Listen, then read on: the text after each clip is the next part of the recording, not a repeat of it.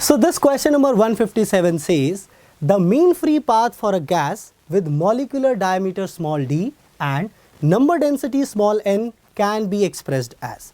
Now that's a direct formula based or a fact based question, and I hope you remember in the chapter kinetic theory of gases you must have derived this expression. So the expression is option number 1, that is 1 by root under 2 n pi d square. I hope this is very clear to you. Moving further to the next question. Now question number 158 says, a short electric dipole has a dipole moment of 16 into 10 raised to the power minus 19 coulomb meter. The electric potential due to the dipole at a point which is at a distance of 0.6 meter from the center of the dipole situated on the line making an angle 60 degree with the dipole axis is. Now let's solve this question.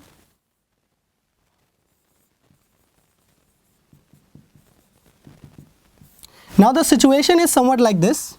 This is minus q charge and this is plus q charge.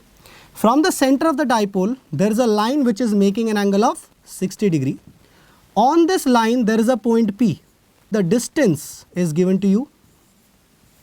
This is d given to you. Now we need to find out the potential at this point.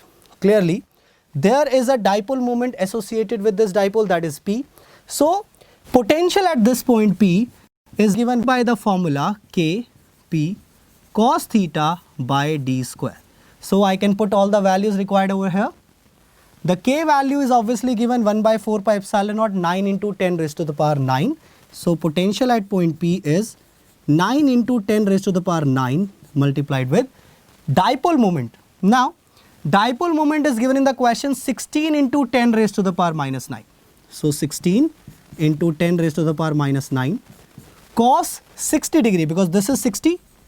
So cos 60 degree, I hope you remember, is half. So that is a factor of half over here, and this whole equation is divided by d square. Now in the question d is given as 0.6 meter, so d square will be 0.6 into 0.6. So I can clearly solve this expression. Potential at point P will be equal to 9 into 16 into, this will cancel obviously, and you will get 10 raised to the power 2 divided by 6 into 6 into 2. So I can solve this up. This will be 8. Potential at point P will be 72 by 36 into 10 raised to the power 2. So this will be a factor of 2, and 200 volt will be the potential at that given point. So in the given options 200 volt is represented by option number 1. So yes, option number 1 is the right choice for this question. Moving further, next question says the dimensions of stress are. Now I hope you remember stress is actually force over area. So simply I can find out the dimension. So dimension of stress is equal to the dimension of force divided by the dimension of area. And I hope you remember the dimension of force. Force is actually mass into acceleration. So it will be m L T minus 2 divided by L square.